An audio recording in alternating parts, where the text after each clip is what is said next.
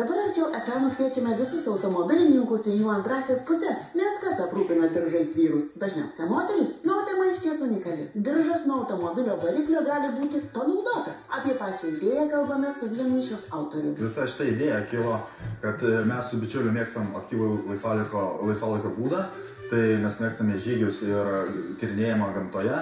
Tačiau labai dažnai pasitaiko didelė problema, tai yra užterštumas pačios gamtos automobilių šiukšlėmis. Ir vieno žygio metu mes radome, kaip sakyti, sąvartyną kažkieno tai padarytą, blogų žmonių. Ir jame radome tiesiog variklio diržą, ir kurio po to mes pagalvojom, kad iš pat pradžių buvo juokas, kad čia galim padaryti diržą iš jo, bet po to virto realybė ir ta idėja mus, kaip sakyti, paskatino daryti iš variklio diržų, gaminti diržus ir kitus aksesuarus žmonėms. Norime atkreipti dėmesį, kad šie diržai atrodo kaip nauji ir tame yra dalis tiesos. Jie nenaudoti, bet būtų utilizuoti materialiai užsibuvę parduotuvių lentynose. Pagaminus diržą gamykloje, jisai gali būti naudojamas tik 5 metus.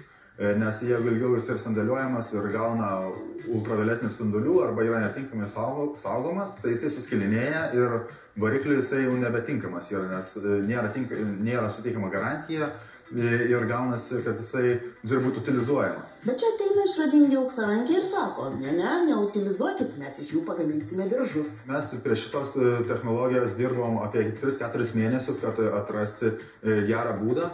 Pats dabar procesas, kaip yra išdirbtas, tai jisai nėra sudėtingas, tačiau iki to reikėjo labai stipriai padirbėti mums ir kad galėtume padaryti gerą produktą, kuris tarnautų ir žmogus būtų patenkintas. Sutikite, vienas iš svarbiausių diržo dalykų – skylutės. Jas vaikinai daro aparatu turinčių tvarią istoriją. Top presą naudojam, kurį iš pat pradžių gavimo pačios idėjos metu mes įgavom iš Zero Waste Facebooko grupės, pamatėm, iš karto mes užsirezervavom, tai labai smagu, kad moteriškė sutiko mums jį perleist, nors buvo labai daug norinčių. Jis irgi buvo negirdėjusi apie tokį dalyką, kad galima diržus gaminti iš variklio diržų.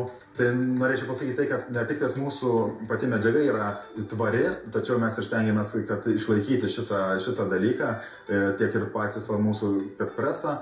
Pavyzdžiui, mūsų vizitinės kortelės arba įmautės yra gaminamas iš jau perdirbto popieriaus. Gaminant tokius diržus dažniausiai lieka nedidelių atraižų, bet ir jie sugalvota, kaip panaudoti. Variklio diržas būna apie 1,5 metro ilgio, tačiau dažniausiai žmonėms gaminame iki 1,20 m, 1,25 m, tai likę 25 cm. Šito diržo nėra išmetami į konteinerį. Iš jų mes pagaminam pakabukus. Gamyba be atliekų iššūkis nemenkas, bet akivaizdu, kad įgyvendinamas. Nors dabar vaikinai gamina diržus iš nepanaudotų diržų, idėja, kaip suteikti antrą šansą ir panaudotiems, netrukus gali tapti realybę. Turime tokį mintį, kad naudoti senus diržus, tai yra tos tepaluotus, tai irgi dabar bandom atrasti technologiją, kaip galima būtų panaudoti senus diržus, jau naudotus, kurie yra nuimti nuo variklio. Nes tai žmonėms būtų aktualu, kas yra autofanai, kas užsiema, kaip sakyti, automobilizmu. Pavyzdžiui, pirmo automobilio, kurį turėjo variklio diržą, galim būtų paversti į diržą kelnėms. Na, kol technologija, kaip panaudoti jau naudotą variklio diržą dar tik pakeliui, žmonės apskritai bičiulių sugalvotą idėją negali atsistebėti. Žmonės dažniausiai nustemba, kad ir nėra matę tokio dalyko pasaulyje, kad kažkas tai darytų. Visi yra nustebę, kas pamato ir iš pat pradžių nesupranta, kad kas čia per medžiaga, sako, o po to sako, čia iš variklio diržo.